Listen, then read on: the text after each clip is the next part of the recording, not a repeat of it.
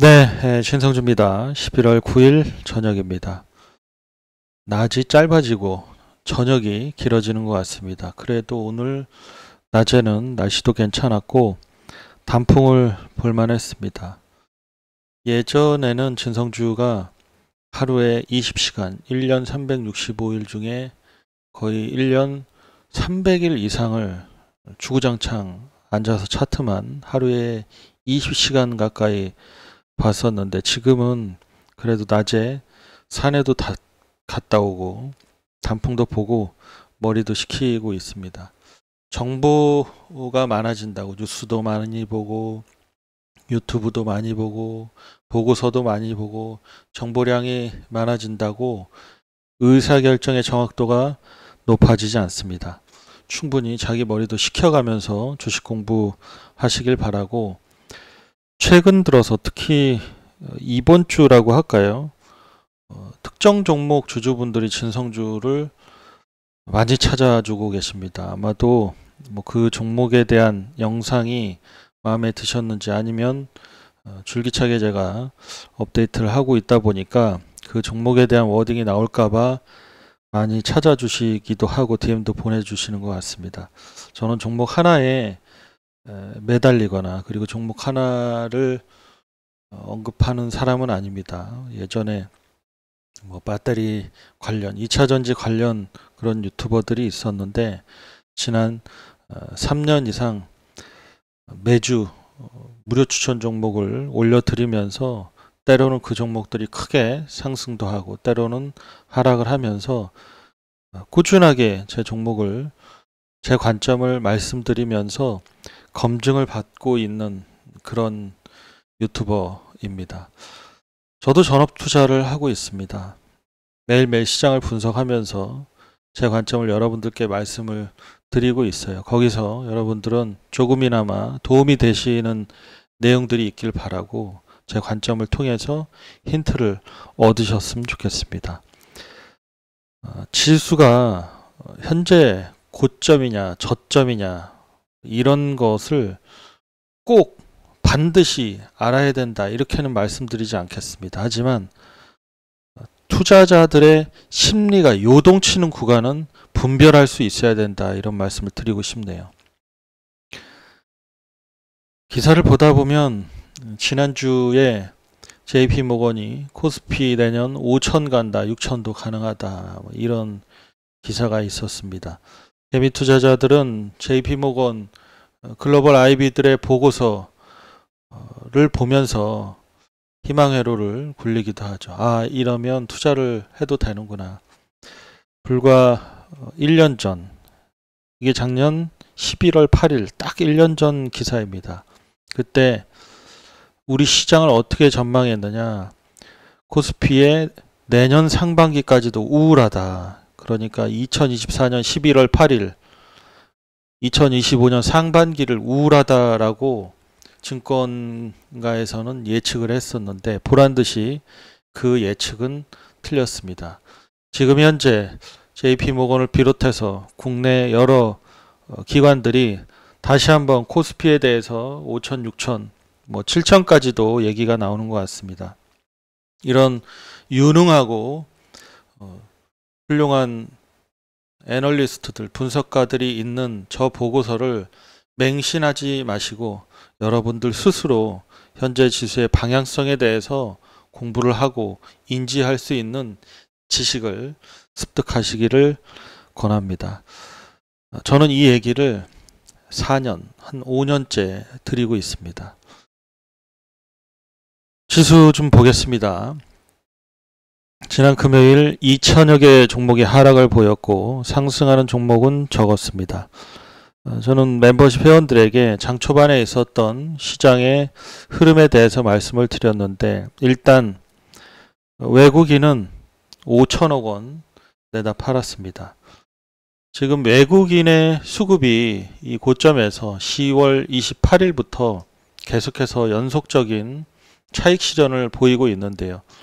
이 10월 28일부터 개미만 11조 원을 투입을 했고 기관과 외국인, 특히 외국인이 8조 7천억 원 매도를 보였고 기관도 1조 8천억 원 매도를 보였습니다. 금요일 외국인의 매도세가 5천억 정도, 그 전날 1조 6천억, 그 전날은 2조 1천억, 그 전날은 2조 5천억. 그거에 비하면 매도세가 좀 줄어들었기 때문에 진정세로 접어든 것이냐, 더 이상 매물출회가 안 나올 것이냐 라고 물어보신다면 그건 알 수 없습니다. 다만 선물 옵션 시장을 보면 외국인도 하방으로 누르는 힘이 좀 완화됐다, 그런 징조는 보이고 있습니다. 기관도 상방으로 어느 정도 베팅을 하고 있는 것으로 보아 지금 현재 3,953포인트에서는 하방으로 누르는 외국인의 압력보다는 상방으로 올라가려는 힘도 어느 정도 받치고 있기 때문에 최근 며칠간 내려왔던 이 굉장히 안 좋았던 흐름보다는 완화되지 않을까, 조심스럽게 그런 예측을 하고 있습니다.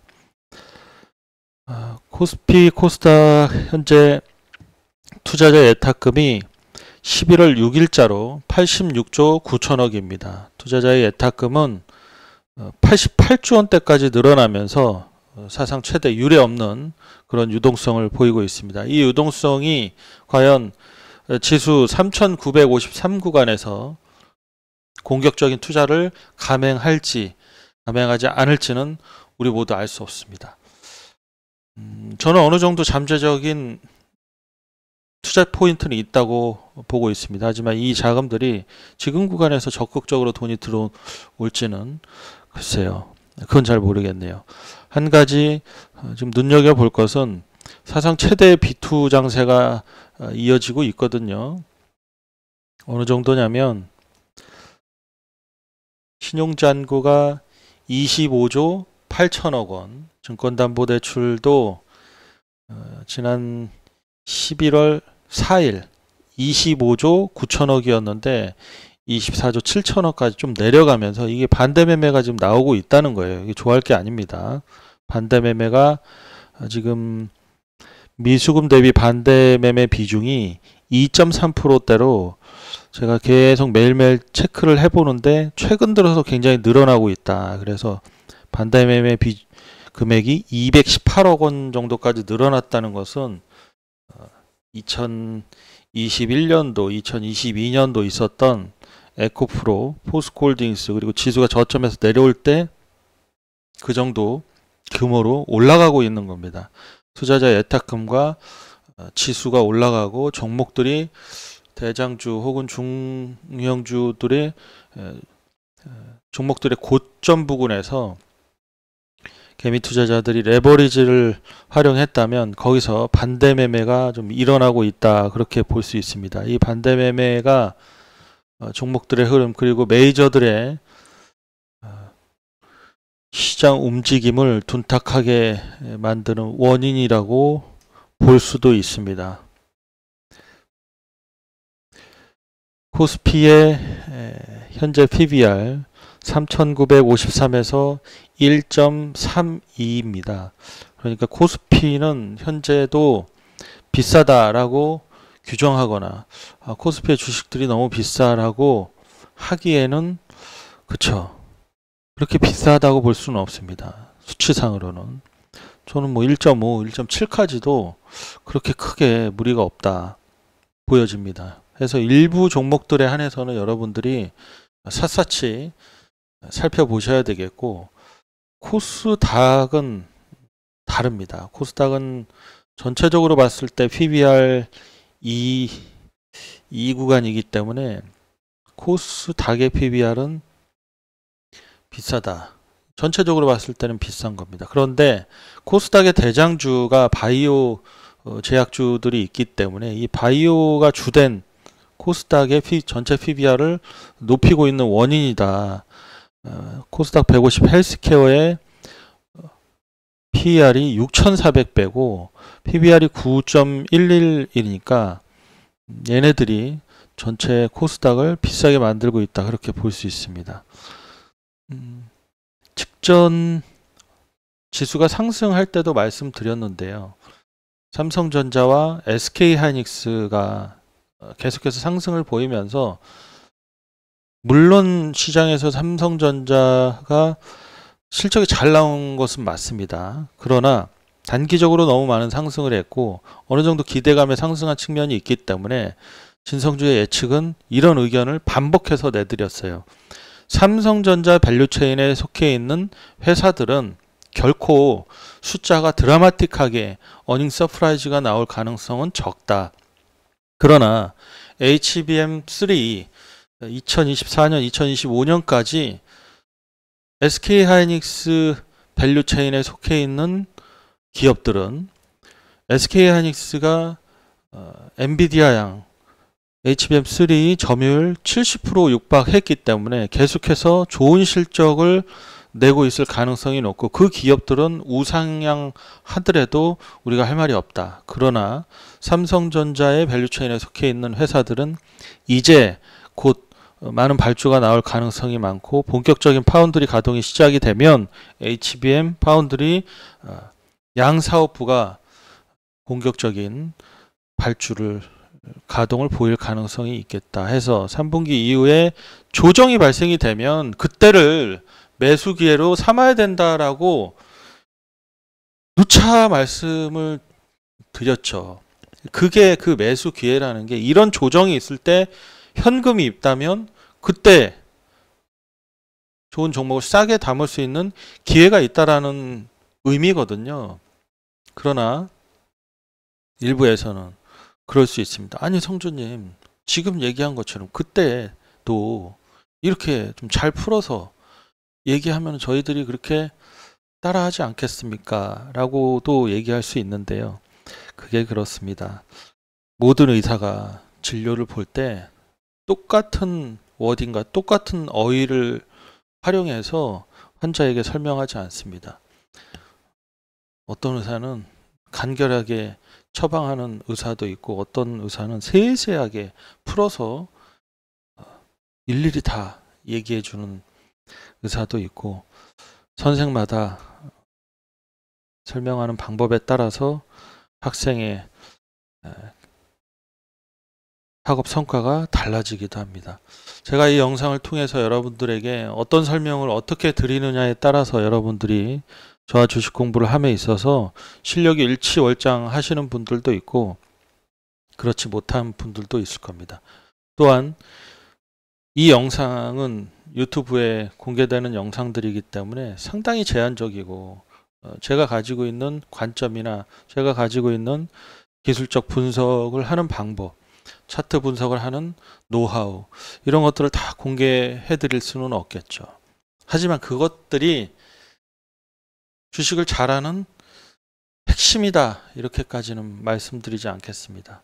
여러분들이 주식을 잘하려면 주식시장에 오래 머물러 있어야 되고 여러분들이 주식을 잘 하려면 탑다운 방식이든 바텀업 방식이든 기술적 분석이든 차트 분석이든 기본적 분석이든 어느 하나 자신 있는 무기를 가지고 있어야 된다 그렇게 거듭 말씀드립니다. 삼성전자는 여전히 수급이 괜찮기 때문에 일론 머스크 그리고 주말간 나오는 보도로 봤을 때는 또 차량용 반도체 공급에 대한 기대감도 있기 때문에 다음 주 주가가 어느 정도 반등이 나올 것이라고 저는 예측을 하고 있고 지수가 단기적인 여기서 아까 처음에 말씀드린 것처럼 하방에 대한 압력이 이 위에서 있을 때보다는 좀 완화됐다라고 보기 때문에 하루나 이틀 정도 있다 하더라도 이 21선 저는 뭐 일반 종목이든 그리고 지수든 이 선 가지고 뭐 여기 선에서 뭐 지지가 나온다 뭐 여기 선에서 뭐 어떻게 해야 된다 그게 전문 용어로 김밥 옆구리 터지는 소리입니다. 뭐 지수를 선으로 예측할 수 없고 종목을 선으로 예측하는 것은 넌센스입니다. 다 결과가 나온 이후에 얘기를 드리는 것이니까요. SK하이닉스는 특별히 펀더멘탈에 지장이 없기 때문에 단기적으로 2배 이상 상승한 것이기 때문에 외국인들은 여기서 계속해서 차익 실현을 하는 중입니다. 외국인들의 차익 실현 압박이 어느 정도는 좀 줄어들었어요. 지금은 뭐 1조대가 나오지 않고 있기 때문에 보시다시피 11월 4일, 5일 1조 6천억, 1조 2천억대 그리고 지난 금요일 날은 3천억대까지 줄어들긴 했습니다. 이럴 때 연기금이 어느 정도 좀 자금을 투입을 해주면 시장의 하방 압력보다는 단단하게 좀 하방을 좀 받쳐주고 있는 느낌이 들 텐데 일단은 현재 외국인이 고점에서 연기금이 고점에서 같이 팔고 있기 때문에 이게 참 욕할 수는 없어요. 왜? 그 연기금을 욕할 수는 없습니다. 연기금은 그런 것을 고려해서 사고 팔고 하는 것은 아니기 때문에 다만 이 기금 운용을 하는 위탁 기관에서 걔네들은 이것을 이용해서 본인들의 실속을 챙기고 있지 않느냐라고 진성준은 판단을 하고 있습니다. 해서 지수는 어느 정도 고점에서 차익 실현 욕구가 많기 때문에 저 정도의 조정은 충분히 감안해야 되겠다라고 보여지고 반대 매매 비중이 높아지는 것은 외국인들과 기관의 좀 진입을 좀 딜레이 시키는 요인이 될 것으로 보여집니다. 이번 주에는 옵션 만기 목요일 날도 있기 때문에 월, 화, 수, 목 한 이틀은 또 누를 수도 있고 이틀은 또 올라올 수도 있습니다. 그렇게 저는 좀 예측을 하고 있고 종목 단으로 들어가면 종목을 뭐 더 이렇게 아마 비전 가지고 계신 분들이 계속 저에게 DM을 많이 주고 계신데 어느 정도 바닥은 왔다 이렇게 볼 수 있습니다.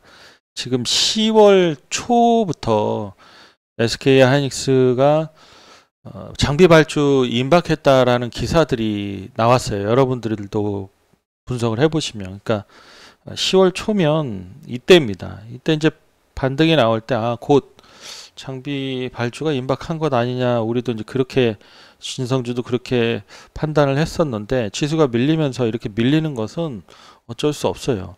그리고 지금 코스피 200 종목 중에 신용잔고 비율이 아마 얘보다 더 높은 종목이 없을 겁니다. 즉 개미 투자자들이 신용 물량을 상당히 많이 가지고 있기 때문에 이거 신용으로 버티고 있는 분들이 저에게 아마도 DM을 보내신 것 같아요. 주가는 이렇게 단기간으로만, 물론 단기간으로 분석을 할 수도 있습니다만 이 종목이 왜 저점 28,400원에서 이런 차트 추세를 보이고 있는지 그게 먼저 우선적으로 분석을 하셔야 되는 것이 맞고요. 여기서 뭐 얼마를 내려왔다 이런 것은 단기적인 흐름이기 때문에 지수가 밀리면 코스피 200 종목이기 때문에 패시브 자금이 들어오고 나가고 하는 종목단에서는 지수와 같은 흐름을 보이기도 하고 때로는 지수와 다른 방향의 흐름을 보이기도 합니다. 그러면 이 하나비전의 주된 하락은 무엇으로 보는 것이냐라고 질문을 하신다면 아무래도 최근 급격히 늘어나고 있는 신용 물량으로 인한 하락으로 보여지고 코스피 지수가 밀리면서 같이 밀리는 것이다. 여기서 일단 내일이 월요일이잖아요. 내일 뭐 아랫꼬리를 단다든지 혹은 그 다음날 반등이 나온다든지, 여기서 반등이 나온다 하더라도 직전처럼 뭐 이런 봉 혹은 이런 봉이라는 것은 6월 17일 그리고 9월 3일 이런 봉이 안 나올 가능성이 훨씬 많습니다. 그거는 1월 8일과 같은 봉은 나올 가능성이 상당히 많다. 왜 그런 봉이 나올 가능성이 많은가요? 거기까지는 말씀드리지 않겠습니다. 영상 이 정도로 하겠습니다.